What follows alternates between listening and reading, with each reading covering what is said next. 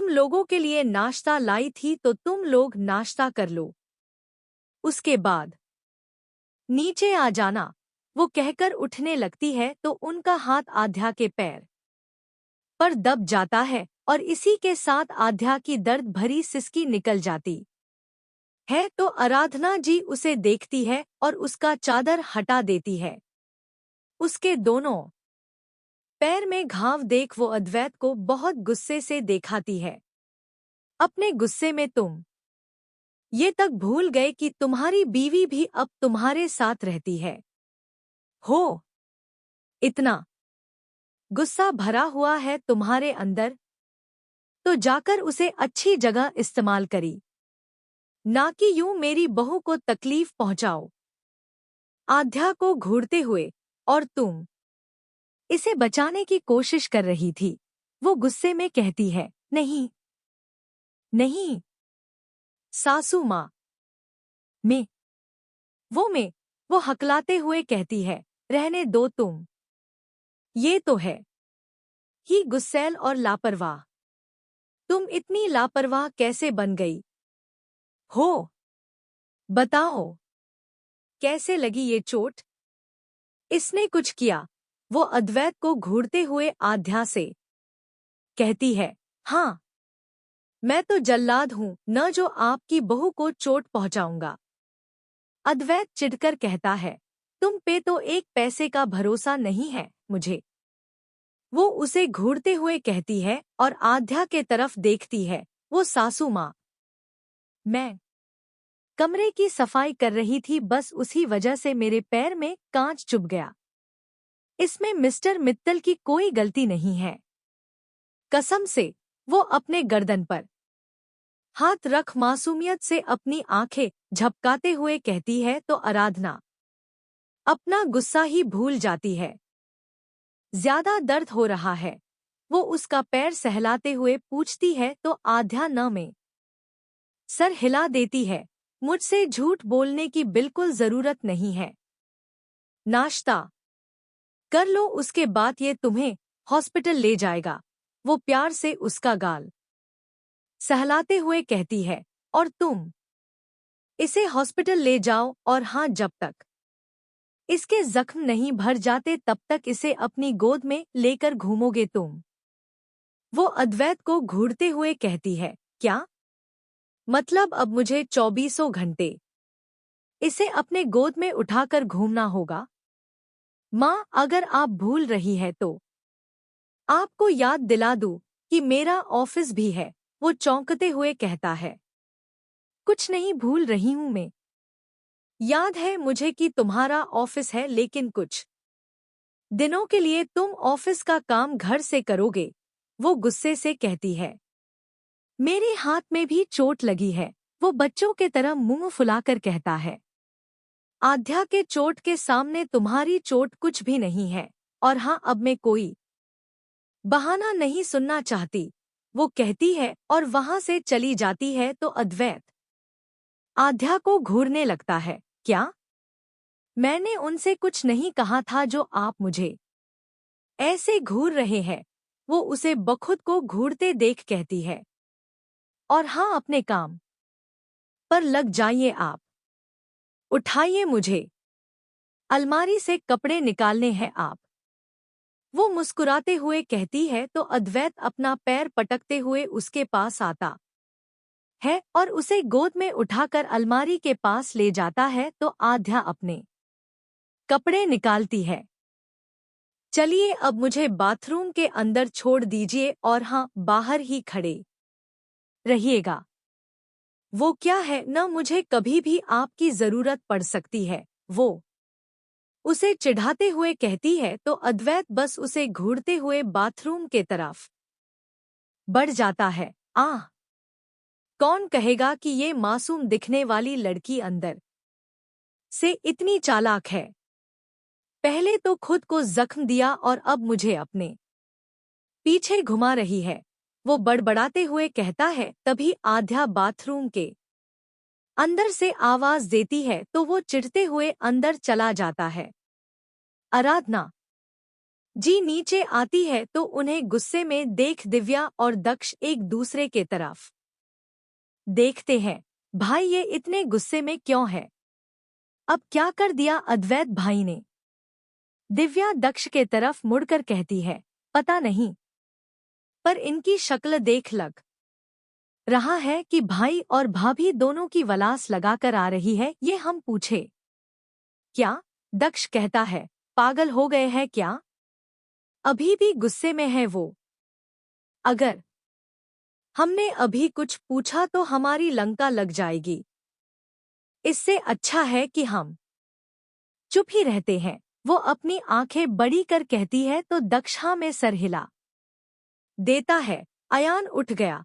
आराधना जी दोनों को देख पूछती है तो दोनों ही जल्दी से न में सर हिला देते हैं। जाओ उठाओ उसे और दिव्या उसे नहला भी देना। वो दिव्या को देख कहती है, पर माँ उसे तो भाभी नहलाती है न।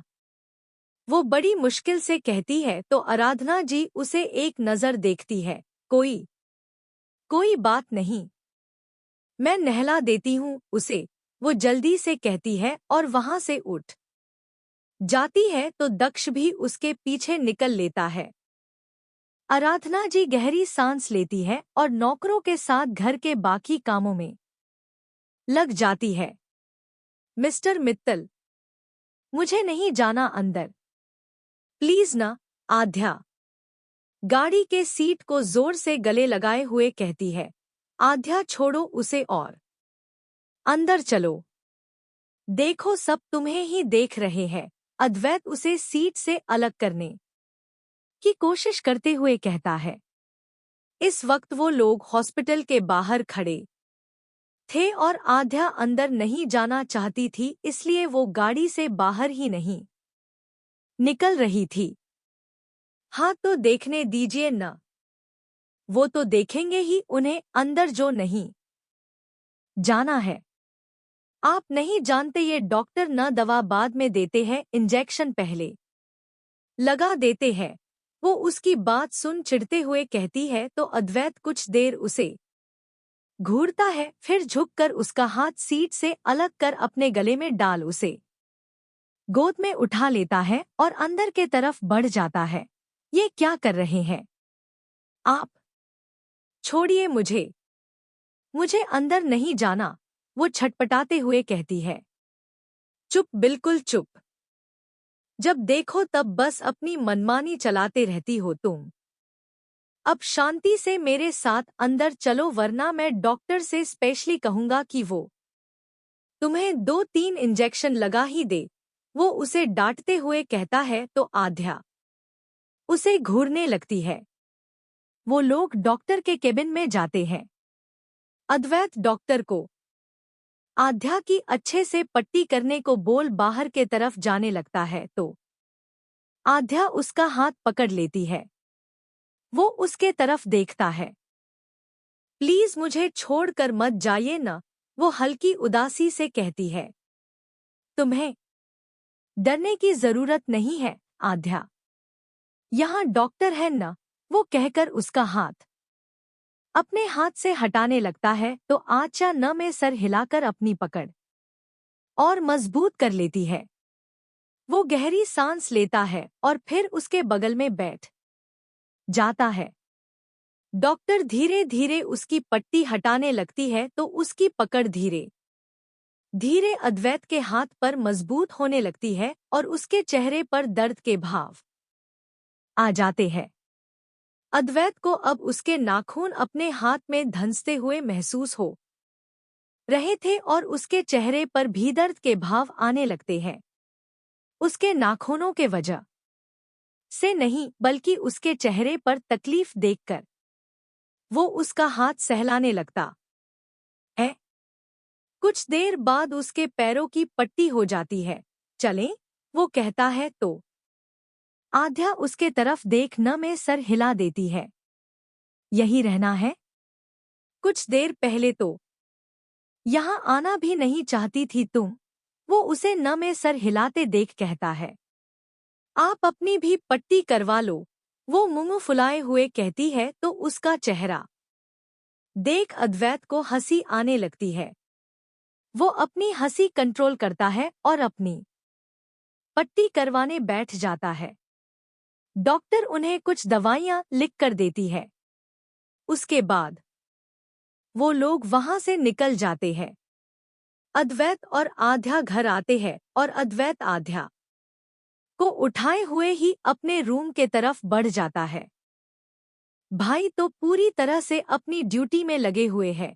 दिव्या अद्वैत को देख कहती है, लगेंगे क्यों नहीं, पनिशमेंट जो मिली है उन्हें। दक्ष मुस्कुराते हुए कहता है। सीढ़ियां चढ़ रहा अद्वैत जब दक्ष की बात सुनता है तो वही रुक उसे घूरते हुए कहता है, जब तक मैं ऑफिस नहीं जा रहा तब तक तुम रोज ऑफिस जाओगे। भाई मजाक कर रहे हैं न आप? आपको पता तो है काम के मामले में मैं कितना आलसी हूं। दक्ष मुंह बनाकर कहता है, कोई बहाना नहीं सुनना मुझे। तुम आज से ही ऑफिस जाओगे और हाँ, वहां की जानकारी देते रहना मुझे। वो उसे घूरते हुए कहता है और अपने कमरे में चला जाता है। फंसा दिया न मुझे, वो दिव्या को घूरते हुए कहता है। मैंने क्या किया? आपको किसने कहा था इतना तेज बोलने के लिए? दिव्या अपनी हंसी छुपाते हुए कहती है, हंस ली। जब तुम्हारी मदद करने का भी टाइम आएगा न तो मैं भी ऐसे ही खीखी करूंगा। वो चिढ़कर कहता है और वहां से चला जाता है। अद्वैत आध्या को बिस्तर पर बिठाता है और खुद उसके बगल में बैठ जाता है।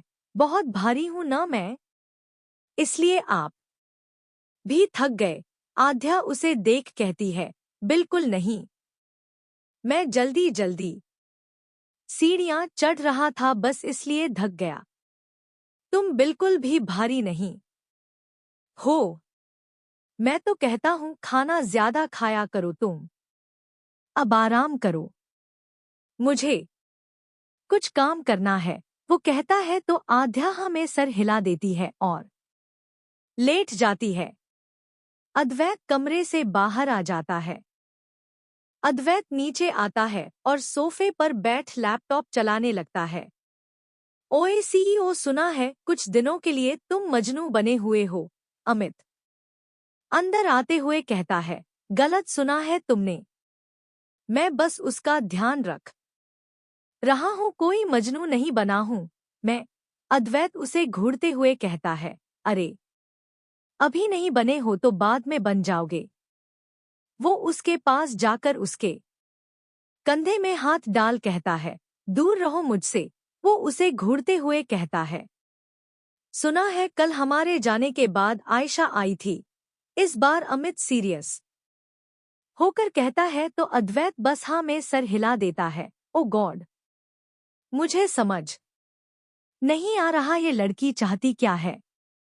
सालों पहले तुम्हें तकलीफ पहुंचा कर इसे चैन नहीं मिला जो ये फिर आ गई से इस बार क्या तबाही मचाने आई है। वो गुस्से से कहता है, वही करने आई है जो पहले किया था उसने। मेरे जरिए मेरे परिवार को बर्बाद करने आई है वो, पर इस बार मैं ऐसा कुछ नहीं होने दूंगा। वो अपने लैपटॉप पर टाइपिंग करते हुए कहता है, कुछ सोचा है तुमने? इसका करना क्या है? अमित उसे देखते हुए कहता है, फिलहाल तो कुछ नहीं, मैं उसके कदम बढ़ाने का इंतजार कर रहा हूं। एक बार वो अपने तरफ से कदम बढ़ाए फिर उसका जवाब में दूंगा। वो एक नजर उसे देख कहता है और फिर अपने काम में लग जाता है। आचा कैसी है? वो फिक्र भरी आवाज में कहता है। भाभी है वो तुम्हारी? अद्वैत उसे घूरते हुए कहता है। अबे ओ जल कुकड़े, तेरी बीवी बाद में है वो, उससे पहले साली है वो मेरी, इसलिए भाभी तो मैं उसे बुलाने से रहा। वैसे है कहाँ वो? कल आयशा को देखने के बाद अच्छी तो बिल्कुल नहीं होगी वो। अमित अद्वैत को घूरते हुए कहता है, आराम कर रही है वी, वो बिना उसके तरफ देख कहता है। आराम कर रही है मतलब? कुछ हुआ है क्या उसे? वो थोड़ी हैरानी से कहता है। उसके पैरों में चोट लगी है इसलिए आराम कर रही है वो। अद्वैत कहता है। कैसे? मतलब कल पार्टी में तो बिल्कुल ठीक थी, वो फिर चोट? कहीं तूने तो कुछ नहीं किया ना? वो उसे शक भरी नजरों से देख कहता है। हाँ, मैंने ही किया सब कुछ। उसे कमरे को साफ करने को भी मैंने ही कहा। वो सारे कांच भी जानबूझकर तोड़े मैंने ताकि वो आए और उन्हें साफ करते करते अपना पैर उन पर रख दे। वो पूरी तरह से चिढ़ और गुस्से से कहता है। क्योंकि ये सुबह से दूसरी बार था जब किसी ने उससे ये सवाल किया था। अरे भाई, गुस्सा क्यों हो रहा है? मैं तो बस इसलिए पूछ रहा था क्योंकि मुझे आध्या की फिक्र हो रही थी बस। वो उसे गुस्सा करते देख कहता है तो अद्वैत उसे देखने लगता है। तभी उन्हें कुछ गिरने की आवाज आती है जिससे दोनों ही चौंक जाते हैं। ये आवाज तो तेरे कमरे से आई ना? अमित चौंकते हुए कहता है। अब क्या कर लिया इस लड़की ने? अद्वैत बड़बड़ाता है और अगले ही पल दोनों अद्वैत के कमरे के तरफ बढ़ जाते हैं। अद्वैत अंदर आकर वो पैकेट खोलता है तो उसमें कुछ पुरानी तस्वीरें थी जो कि उसकी और आयशा की थी। वो तस्वीरें देख उसे बहुत गुस्सा आता है। वो उन तस्वीरों को देखते ही गुस्से से पागल हो जाता है। उसकी आंखें गुस्से से लाल होने लगती है। वो तस्वीरों को कसकर मुट्ठी में भींच लेता था। हर तस्वीर उसके अतीत के घावों को फिर से हरा कर रही थी। एक तस्वीर में आयशा उसके कंधे पर सिर रखे मुस्कुरा रही थी, तो दूसरी में दोनों किसी पार्टी में साथ थे। लेकिन अद्वैत के लिए अब ये तस्वीरें सिर्फ धोखे और दर्द की यादें थीं। वो उन सारे तस्वीरों और पैकेट को जोर से फर्श पर फेंक देता है और पास रखी टेबल पर जोर से मुक्का मारता है। दक्ष! वो उसका नाम लेकर जोर से चिल्लाता है तो अपने कमरे में दिव्या के साथ बैठी आध्या तक भी उसकी आवाज पहुंच जाती है। ये आवाज तो भाई की है, दिव्या कहती है। वो बहुत जोर से चिल्लाए हैं। उनकी आवाज में तकलीफ भी है। हमें बाहर चलना चाहिए, आध्या उठते हुए कहती है। ये कैसी बात कर रही है आप भाभी? मम्मी और भाई ने सख्त हिदायत दी है मुझे कि मैं आपको अपने कमरे से बाहर न निकलने दूं। दिव्या उसका हाथ पकड़ते हुए कहती है। मेरा पति बाहर तकलीफ में है दिव्या, ऐसे में मैं अंदर नहीं बैठ सकती। तुम्हें मेरे साथ आना है तो आओ वरना मैं दीवार के सहारे भी चली जाऊंगी। वो बिस्तर से उठकर कहती है। ठीक है, चलिए मैं आपको ले चलती हूँ, दिव्या कहती है और आध्या को सहारा देकर बाहर लाती है और सीढ़ियों के तरफ बढ़ जाती है। वो धीरे धीरे आध्या को सहारा दिए सीढ़ियां उतरने लगती है। अद्वैत एक बार और दक्ष का नाम चिल्लाने वाला होता है तभी उसके फोन का रिंगटोन बजता है। वो अपना फोन उठाता है तो उसमें एक अनजान नंबर से मैसेज आया हुआ था। वो मैसेज पढ़ता है और तुरंत समझ जाता है कि ये मैसेज आयशा ने किया है क्योंकि उसमें लिखा हुआ था। तो कैसा लगा अद्वैत? फिर से वो सब याद करके। मैंने कहा था न, मैं एक एक कर तुम्हारे ज़ुमों को कुरेदूंगी। तो लो, मैंने शुरुआत कर दी है। अब मैं देखती हूँ तुम कैसे आगे बढ़ते हो। इसी के साथ एक छोटी सी टेढ़ी मुस्कान वाली इमोजी भी बनी हुई थी उस चिट्ठी में। भाई, क्या हुआ? आपने मुझे बुलाया? दक्ष दौड़कर वहां आते हुए कहता है। आयशा के बारे में पता करो, मुझे उसके बारे में हर एक जानकारी चाहिए। अगर उसके बारे तुमसे कोई भी जानकारी छूटी तो तुम्हारे लिए मुझसे बुरा कोई नहीं होगा। वो बहुत ज्यादा गुस्से में कहता है और टेबल पर रखी लाइटर उठा उन सारे तस्वीरों में आग लगा देता है। वो उन तस्वीरों के काफी पास खड़ा था जिससे आग की लपेटें उसके पैरों के पास आने लगती है। आध्या जो दिव्या के साथ उससे थोड़ी दूरी पर खड़ी थी, अद्वैत को ऐसे देख दिव्या से हाथ छुड़ाकर उसके तरफ भागती है और उसकी बाह पकड़ पीछे खींच लेती है, लेकिन उसके पैर लड़खड़ा जाते हैं और वो अद्वैत के साथ ही पीछे रखे सोफे पर गिर जाती है। क्या दिमाग खराब हो गया है आपका? या अपने पास लगाई आग नहीं दिखी आपको? अगर अभी आपके पैर जल जाते तो? वो सोफे पर अच्छे से बैठ उसे गुस्से से कहती है और उसके पैर देखने लगती है, कहीं वो जले तो नहीं। तुम बाहर क्यों आई? मैंने मना किया था न कमरे से बाहर निकलने के लिए। वो उसकी बातों को इग्नोर करते हुए कहता है, अगर मेरे पति खुद को नुकसान पहुंचाने वाली हरकतें करेंगे तो मुझे तो कमरे से बाहर आना ही पड़ेगा न। वो उसे घूरते हुए ही कहती है, घूरना बंद करो, मुझे तुम्हारी इन नजरों से डरने वाला नहीं हूं मैं। वो उसे देखते हुए कहता है, मत डरिए, लेकिन किसी चुड़ैल के चक्कर में खुद को नुकसान तो मत पहुंचाइए। वो अपनी हथेली उसके गालों पर रखते हुए कहती है तो अद्वैत उसे देखने लगता है। चलो कमरे में चलते हैं, तुम्हारे जिस्म दर्द कर रहे होंगे। वो उससे नजरें हटाते हुए कहता है और उसे गोद में उठाकर अपने कमरे में चला जाता है। अद्वैत आध्या को कमरे में लाता है और बिस्तर पर बिठा देता है। अब बताइए क्या हुआ? आध्या उसका हाथ पकड़ उसे अपने बगल में बिठाते हुए कहती है, कुछ नहीं, बस उसने कुछ पुरानी तस्वीरें भेजी थी जिसे देख मुझे गुस्सा आ गया था। वो कहता है, अरे अगर खून ही जलाना है आपको तो मुझसे लड़कर जलाइए, ना कि उस चुड़ैल के साथ अपनी पुरानी तस्वीरें देखकर। आध्या शरारत से कहती है, तुम पागल हो? वो उसे देख कहता है, हाँ आपके प्यार में। वो उसके कंधे से अपना कंधा टकराकर मुस्कुराते हुए कहती है तो अद्वैत के चेहरे पर हल्की सी मुस्कुराहट आ जाती है। वो उठकर बाहर के तरफ जाने लगता है तो आध्या चिल्लाते हुए कहती है, अरे मिस्टर मित्तल, अगली बार अगर वो चुड़ैल आपको गुस्सा दिलाने के लिए कुछ भेजे न तो हमारी किस याद कर लीजिएगा। आपका मूड अच्छा हो जाएगा और आपको गुस्सा भी नहीं आएगा।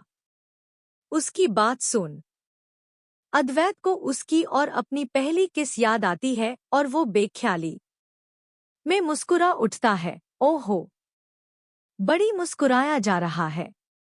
आखिर बात क्या है? दक्ष उसे मुस्कुराते देख शरारत से कहता है, मैंने जो काम दिया है न उस पर ज्यादा ध्यान दो, ना कि मेरी जासूसी करने पर। वो उसे घूरते हुए कहता है तो दक्ष का मुंह बनाते हुए वहां से चला जाता है। उसके जाते ही अद्वैत भी मुस्कुराते हुए नीचे चला जाता है। इधर उसके जाते ही आध्या सीरियस हो जाती है। वो अपना फोन उठाती है और किसी को फोन लगा देती है, कहिए मैडम, कैसे याद किया मुझे? दूसरे तरफ से प्रिया कहती है, आयशा की कुंडली निकलवानी है मुझे। निकाल पाएगी? आध्या सीरियस होकर कहती है, क्यों, कुछ किया क्या उस चुड़ैल ने? और ये काम तो तू मुझसे ज्यादा अच्छे से कर सकती है, फिर मुझे क्यों बोल रही है? प्रिया हल्की हैरानी से कहती है, मैं कर लेती यार, लेकिन मेरे पैर में चोट लगी हुई है इसलिए तुझसे कह रही हूँ। आध्या उसे अपनी परेशानी बताते हुए कहती है, कैसे? तू ठीक तो है न? प्रिया परेशान होकर कहती है, हाँ मेरी माँ, मैं ठीक हूँ। अब तू सुन। इस आयशा की कुंडली निकाल और हाँ, अगर मदद की जरूरत हो तो आदर्श भाई या अमित जीजू के पास चले जाना। दोनों ही तेरी मदद कर देंगे। आध्या कहती है, ठीक है, तेरा काम हो जाएगा और हाँ, अपना ध्यान रखा कर। प्रिया कहती है तो आध्या मुस्कुराते हुए उसे बाय कर फोन रख देती है। गलत जगह पंगा ले रही हो तुम आयशा। सालों पहले मैं तुम्हारे और अद्वैत जी के बीच नहीं आई थी क्योंकि मुझे लगा था कि तुम अद्वैत जी से प्यार करती हो, पर नहीं, तुम तो उन्हें धोखा दे रही थी। लेकिन कोई बात नहीं, अब मैं हूं उनके साथ और जब तक मैं हूं तुम उनका कुछ नहीं बिगाड़ पाओगी, वो खुद से कहती है और आयशा को सबक सिखाने के तरीके सोचने लगती है। एक हफ्ते बाद उस बात को एक हफ्ता बीत चुका था, लेकिन इस एक हफ्ते में आयशा रोज कुछ न कुछ अद्वैत को भेजते रहती थी। कभी अद्वैत के दिए गए गिफ्ट्स तो कभी उनकी तस्वीरें। लेकिन अद्वैत को अब गुस्सा नहीं आता था क्योंकि अब जब भी आयशा कुछ भेजती थी तो उसे आध्या की बात याद आ जाती थी और वो उस बात और उनकी पहली किस को याद कर मुस्कुरा उठता था। उसे जैसे आयशा से फर्क पड़ना बंद हो गया था और ये बात आयशा को गुस्सा दिला रही थी, इसलिए उसने अपना तरीका बदलने का सोचा। उसने सोच लिया था कि अब वो अद्वैत के साथ कुछ न कर आध्या के साथ करेगी और इस बात वो कोई छोटा मोटा गेम नहीं खेलेगी। आध्या आराधना जी के साथ सोफे पर बैठी हुई थी। उसके पैर की चोट अभी काफी हद तक ठीक हो गई थी, लेकिन फिर भी वो अद्वैत को परेशान करने का कोई मौका नहीं छोड़ती थी। अच्छा आध्या, तुम्हारा सपना क्या है? तुमने कभी अपने सपने का जिक्र नहीं किया, आराधना जी उससे पूछती है। सपना? मेरा तो बस एक ही सपना था सासू माँ, अपने पैरों पर खड़ा होना, ना कि किसी पर हर चीज के लिए निर्भर रहना। पर अब क्या ही हो सकता है? आध्या उदासी से मुस्कुराते हुए कहती है, तुम अद्वैत की कंपनी क्यों नहीं ज्वाइन कर लेती? आराधना जी उसके कंधे पर हाथ रखते हुए कहती है। पर सासू माँ, उनकी कंपनी तो बहुत बड़ी है, वहां मैं कैसे? और मुझे नहीं लगता मिस्टर मित्तल को ये अच्छा लगेगा, वो हिचकिचाते हुए कहती है। अरे उसे छोड़ो, तुम बताओ, तुम काम करना चाहती हो उसके कंपनी में? आराधना जी पूछती है। पर सासू माँ, फिर अयान का ख्याल कौन रखेगा? वो अयान की फिक्र करते हुए कहती है। बस कुछ ही घंटों की तो बात होगी, मैं संभाल लूंगी उसे। कोई और परेशानी है तुम्हें? आराधना जी मुस्कुराते हुए कहती है तो आध्या हाँ में सर हिला देती है। क्या? आराधना जी पूछती है। मैं नहीं चाहती कि आप मेरे लिए उनसे सिफारिश करो, आध्या कहती है। मुझे तुम्हारी सिफारिश करने की जरूरत ही नहीं पड़ेगी आध्या, क्योंकि मैं जानती हूँ कि मेरी आध्या अपना हर काम पूरी लगन और ईमानदारी के साथ करना जानती है। मुझे तुम्हारी काबिलियत पर पूरा भरोसा है। अब तैयार हो तुम? वो उसका कंधा सहलाते हुए कहती है तो आध्या हल्का सा मुस्कुराकर हाँ में सर हिला देती है। क्या बातें कर रहे हैं आप लोग? एक मिनट, तुम फिर से मेरी शिकायत करने बैठ गई। अद्वैत अयान के साथ वहां आकर आध्या को घूरते हुए कहता है। एक्सक्यूज मी, मेरे पास न इतना फालतू समय नहीं है जो पहले मैं आपके बारे में झूठी शिकायतें सोचूं और फिर सासू माँ को बताऊं। समझे आप? वो अपनी आंखें तरेरते हुए कहती है। पापा, पली, आप लोग हमेशा ललते क्यों रहते हो? अयान अपनी पलकें झपकाते हुए कहता है तो दोनों एक दूसरे को देखने लगते हैं। बेटा मैं नहीं लड़ता। आपकी परी को न आदत है दूसरों के नाक में दम करने की। अद्वैत आध्या को देख अपनी आंखें सिकोड़ते हुए कहता है, क्या कहा आपने? मेरी आदत है दूसरों के नाक में दम करने की। तो अब तैयार हो जाइए आप, क्योंकि अब मैं सच में आपके नाक में दम करने वाली हूँ। आध्या भी अपनी आंखें सिकोड़ते हुए कहती है। क्या मतलब? अद्वैत नासमझ नजरों से कहता है।